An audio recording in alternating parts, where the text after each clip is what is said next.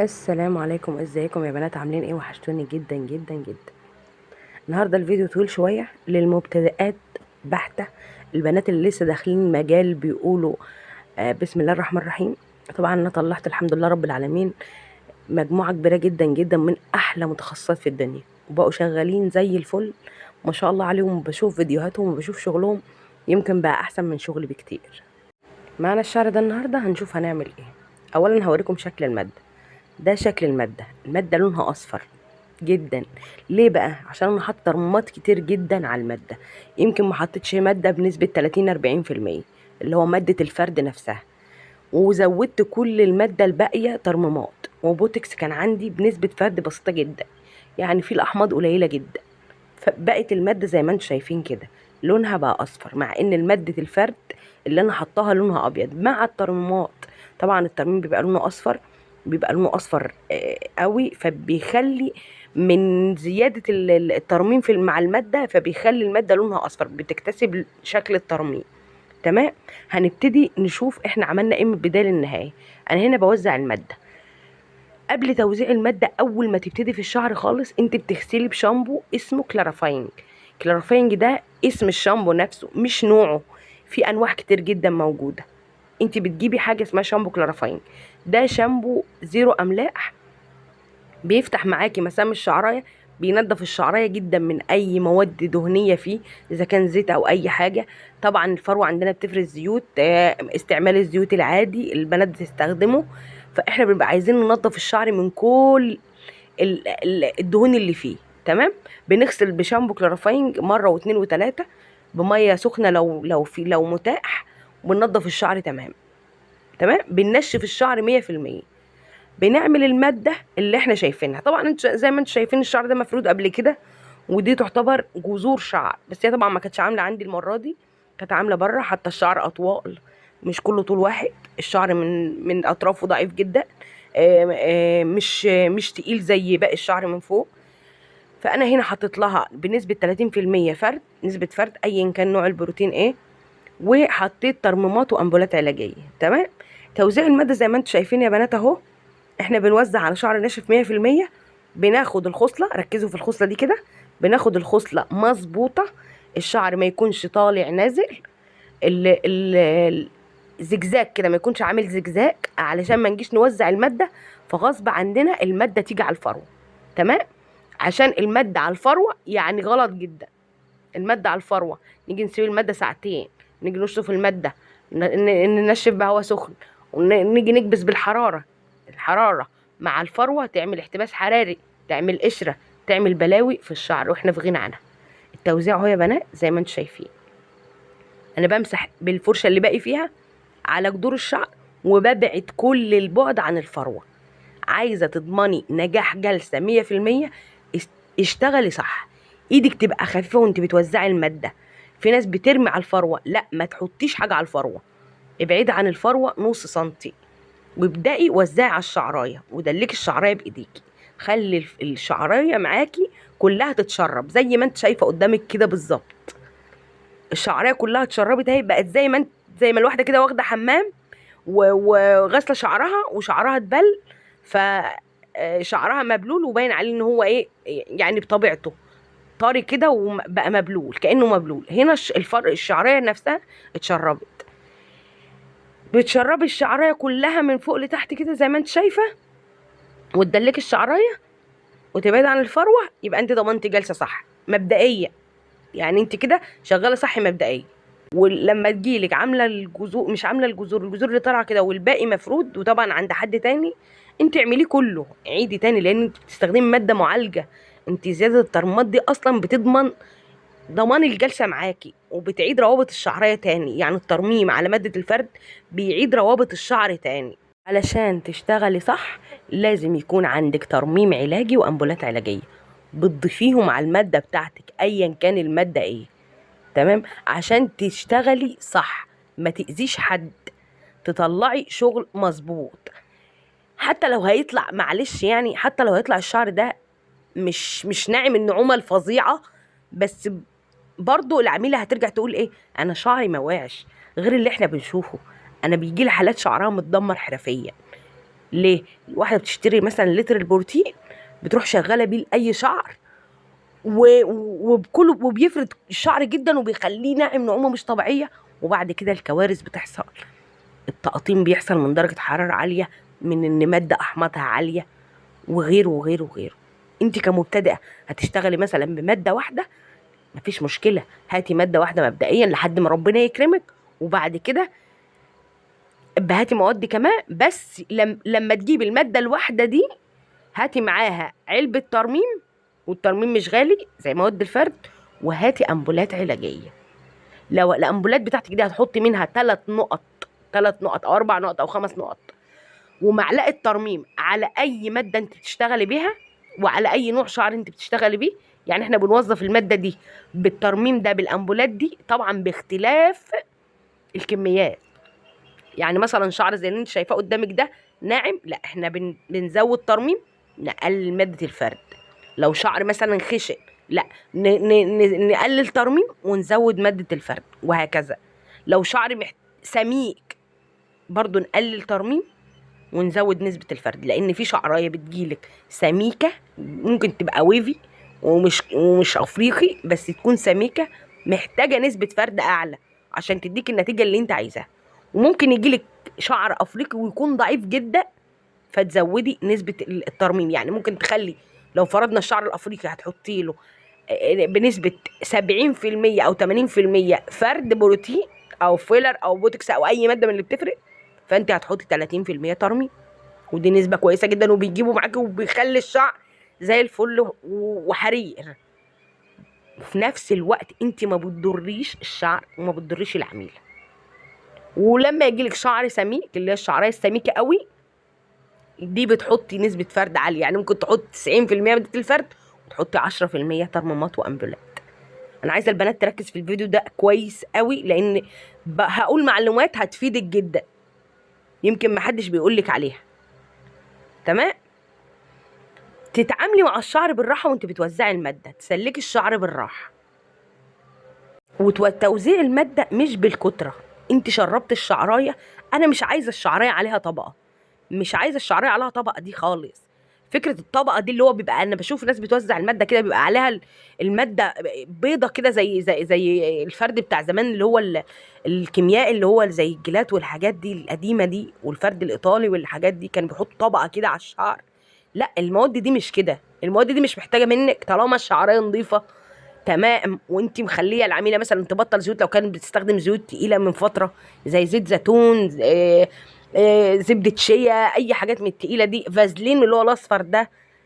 انت لو العميله جات لك تحجز معاكي او كلمتك، انت تكلمي العميله انت بتستخدمي ايه، مثلا قالت لك زيت زيتون مش عارفه لا ما تعملهاش. مثلا اسبوعين توقف زيت الزيتون، تستخدم بس شامبو، شامبو ضد القشره، شامبو من اللي بينشف الشعر، شامبو اللي بيطلع المواد الزيتيه دي من الشعر. تجيلك بقى شعرها نظيف، فتشتغلي على نظافة، يطلع معاكي شغل نظيف. مش تبقى عايزة تشتغلي وخلاص اللي هو لا لازم اشتغل عشان اخد فلوس، لا. ما هو انت هتاخدي فلوس ده هيتعبك. هيتعبك ليه؟ لان استيعاب الشعرية اصلا من المكوى مش هيبقى كويس. لو الشعرية فيها زيوت هتعمل عازل بين الشعرية وبين المكوى. ولو برضو اشتغلتي برضو على شعر فيه مش نضيف زياده ومش متقبل معاك الماده، فانت هتضطر تعلي درجه الحراره قوي، هيضطر ياخد منك كبس كتير جدا عشان يديك النتيجه المطلوبه. لان طالما في زيوت في الشعرايه او دهون، فبالتالي الشعرايه مش هتغير معاكي لون بسرعه، فبالتالي برضو النتيجه حتى لو طلعت معاكي مفروده وقتها اثناء الجلسه، فهيطلع معاكي بعدها ديفوهات. هتلاقي العميله بعد ما تروح بيومين 3 4 تقول لك انا شعري كسر، عشان انتي من البدايه ما اشتغلتيش صح، فالماده اتنطرت من الشعر. معايا يا بنات؟ لازم تمشوا على الخطوات اللي انا قلت لكم عليها دي، هتفيدكم جدا. هنا كنا خلصنا توزيع الماده. الماده بتعمل ازاي في الشعر؟ لمعه غير طبيعيه، طريان غير طبيعي، زبده. يعني انا حاسه انا ممكن اروحها كده عادي، شعرها جميل. سبت الشعر ده ساعه ونص بالظبط، هنروح على طول بقى لمرحله الشطف، اللي بنات كتير قوي قوي قوي بتخاف منها. ركزوا بقى في الشطف كده يا بنات. انا بشطف ما بخافش، انا منضفه الشعرايه، موزعه كويس، مفيش حاجه تخافي منها من الشطف. البنات اللي بتقول انت بتشطفي الشعر ليه قبل البروتين، يا بنات الشطف مهم جدا جدا. الشطف ما بيزودش الحمل على الشعرايه، بيساعد معاكي في الكبس السريع، بيطلع معاكي نتيجه مبهره، بيطلع معاكي نتيجه ما فيهاش اخطاء بعد كده، ما فيهاش تساقط. فاهميني؟ الشطف اهو انا بنزل الميه رايقه. اللي تقولك بكوبايه ونص كوبايه ومش عارفه لا، الميه معرقه بسيطه اهو. وهنا عشان انا مزوده ترمومات، يعني لو انا حاطه ماده فرد 100% لا هشطف شطف كامل. تمام. نيجي هنا بقى ايه للتنشيف. الفوطه عامله ازاي؟ انا مش سايبه لكم حاجه. بطبطب بطبطب وانا نازله كده بالفوطه، مش تشدي بالفوطه كده تمسحي الماده، لا، طبطبه كده، طبطبه تشريب الايه، الميه كده بس اللي احنا شطفنا بيها للفوطه. تمام.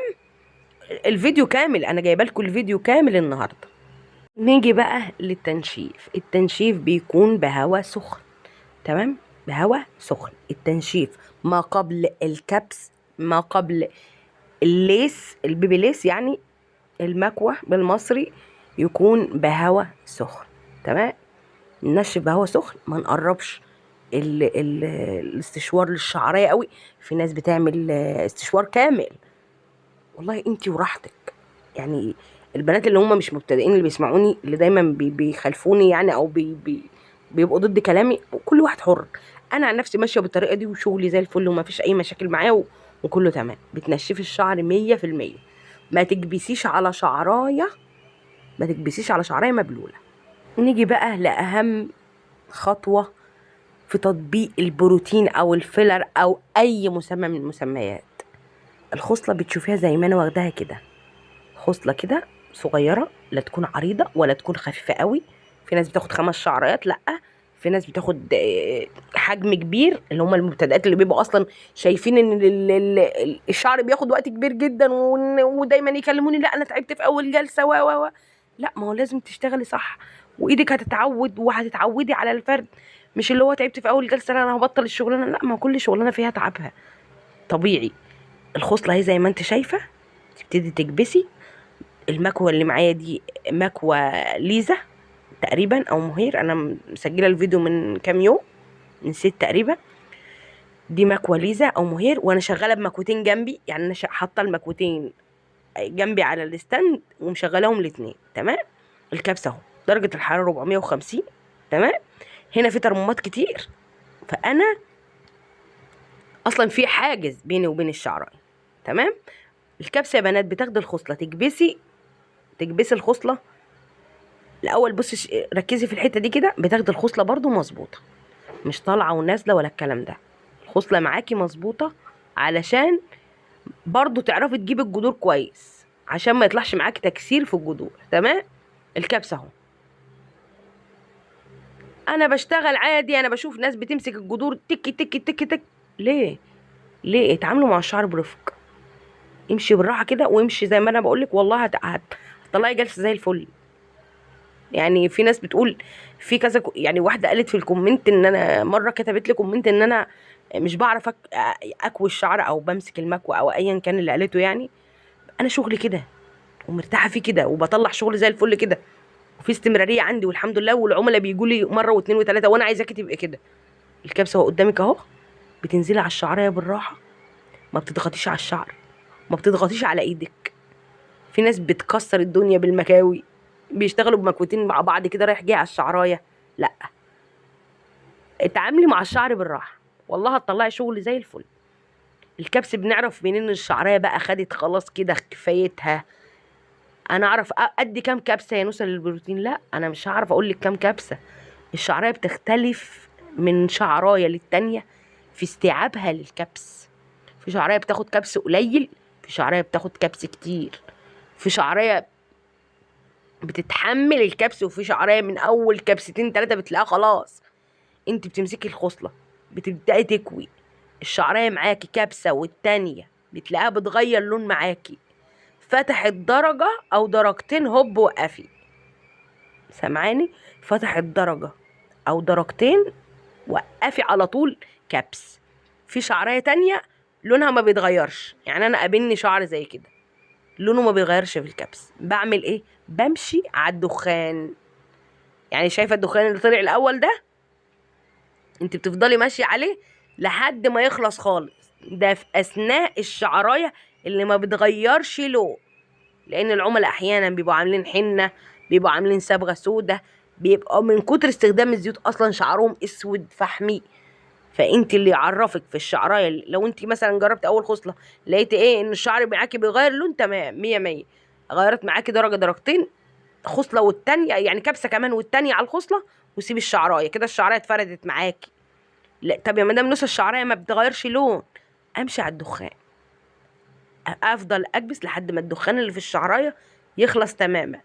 هنا خلاص انا عرفت ان الشعرايه دي برضو اتفردت. وممكن برضو يحصل فيه دفوهات لو الشعر ما بيغيرش لون. لو الشعر ما بيغيرش لون ده بيبقى معبي زيوت على المدى البعيد. تمام. الكبس ما تقفيش على الفروه بالمكوى علشان ما تعملهاش التهابات في الفروه. والفروه مع الحراره زي ما قلنا بتعمل احتباس حراري لو عليها ماده اصلا.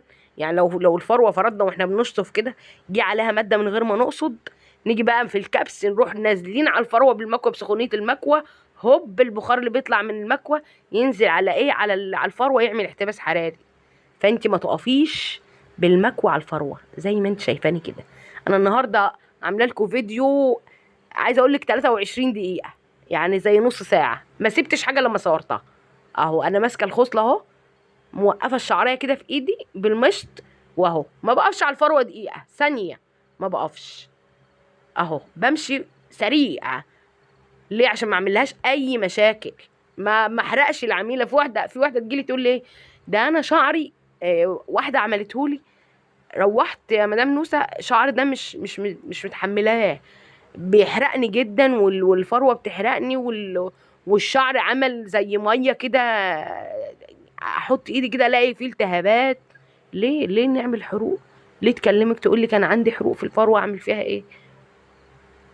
اشتغلي صح هتطلعي شغل صح. اشتغلت طب يا مدام نوسه والشعر معايا طلع مكسر، لا الحياه كده وقفت يا مدام نوسه انا مش هشتغل تاني. ليه يا حبيبتي؟ يا مدام نوسه طلعت لقت نفسها متخصصه، او اي واحده اللي انت بتشوفها بيشتغلوا دول طلعت لقت نفسها كده شاطره من اول مره؟ لا، بيحصل معاكي مشاكل في الشغل. انا لحد النهارده بيحصل معايا مشاكل في الشغل، بيحصل ديفوهات، بيحصل عادي مفيش مشكله. حصل الشغل مثلا، واحده كلمتني مدام نوسه انا لقيت عندي كسر في الشعر، مفيش مشكله تعالي اعيد لك عليه والموضوع انتهى. الحياه ما بتقفش. بنعيد تاني ازاي؟ بنغسل الشعر بشامبو كلارافينج، لو محتاج، لو الشعر مكسر قوي بنغسل بكلارافينج، اللي هو لازم نشوف بقى العيب فين. لكن لو الشعر فيه خصلتين ثلاثه كده مكسرين بنغسل بشامبو العنايه. وعموما اي واحده بتجيلك شعرها مكسر بيكون مكان الرابطه، اللي هو مكان تعبئه الزيوت اللي بتبقى مكان الكحكه كده. ودايما وكتير برضو بيبقى يجيلك الحته اللي قدام، لان بتبقى لسه مبتدئه ومش عارفه تتحكمي فيها قوي. هنا خلصنا كبس زي ما انتم شايفين الشعريه اهي. الشعريه طبعا يمكن ملزقه شويه لان انا حاطه ترمومات كتير، مش فلافي زي باقي شغلي، لان في العادي يعني ببقى حاطه نسبه ترمومات قليله، فهنا حاطه ترمومات كتير، فزي ما انتم شايفين الشعريه ملزقه شويه. هنغسل مع بعض الغسيل النهائي. هنقول بقى سبب اللمعه بقى. بسبب اللمعه بقى يا مدام نوس، انا عايزه اعرف الفيديوهات اللمعه اللي في الشعر دي بتحصل ازاي. اصل انا زمان كلمت واحده كده قلت لها، واحده كنت بشتري منها ماده زمان، فبقول لها ما يا مدام ما اعرفش كان اسمها ايه، سبب اللمعه اللي في الشعر دي ايه؟ ردت عليا مش قادره انسى الكلمه دي، قالت لي لا لا دي اسرار مهنه، يعني كنت باخد منها الماده. ما علينا، الله يصلح حالها.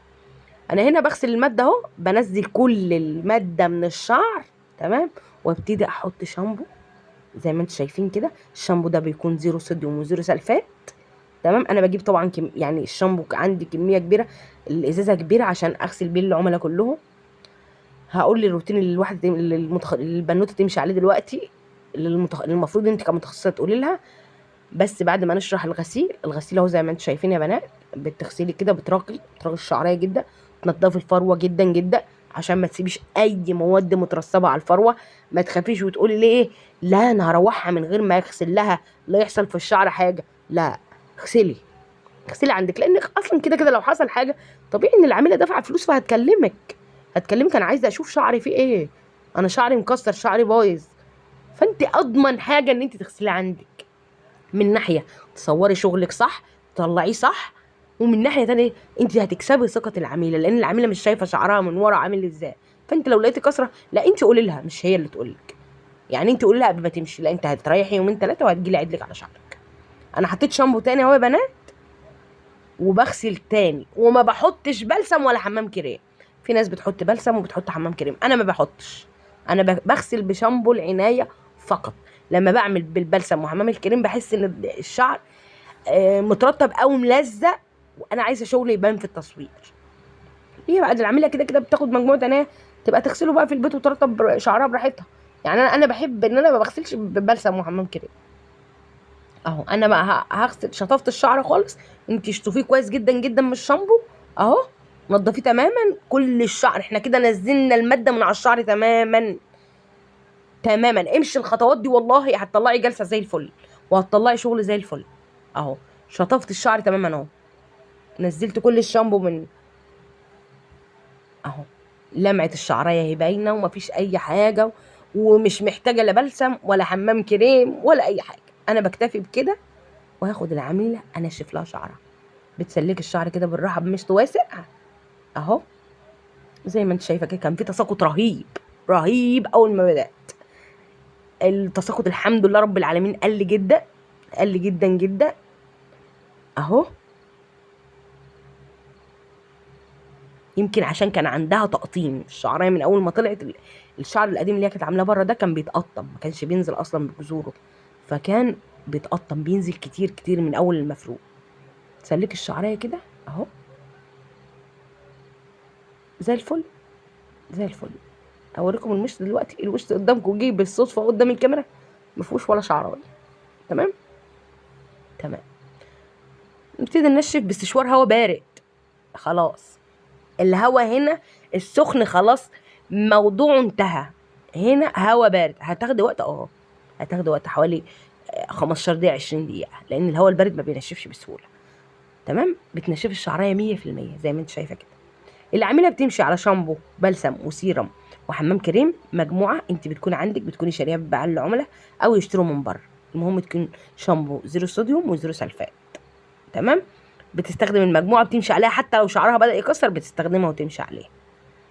هتكلم معاكم في فيديوهات تانية عن حاجات تانية كتير. دي نتيجة الشعر النهائية. يا رب يكون الفيديو عجبكم. مستنية أسئلتكم في الكومنتات. أنا بعدت عنكم فترة، بس إن شاء الله نرجع بقوة وأنزل لكم فيديوهات كتير، واللي تحتاجوه كله أنا معاكم فيه. هسيب لكم رقم تليفوني، اللي محتاج أي سؤال يكلمني، واللي محتاج اللي يقف معاه أي حاجة في الشغل برضو يكلمني. بحبكم جدا جدا في الله يا بنات، واحنا داخلين على عيد الكبير. كل سنة وانتم طيبين وعيد أضحى مبارك. ويا رب كل البنات تبقى في احسن حال ويحققوا حلمهم ويبقوا ناجحين في شغلهم يا رب. ودي النتيجه النهائيه يا بنات، بدون سيرم بدون اي ماده دهنيه، ما تعنيش الشعر اي حاجه. دي لمعه الشعر الطبيعيه. مستنيه لايكاتكم وكومنتاتكم، واللي ما اشتركش في القناه يشترك في القناه عشان ناس تانية تظهر له الفيديوهات. سلام يا بنات، دمتم بخير يا رب.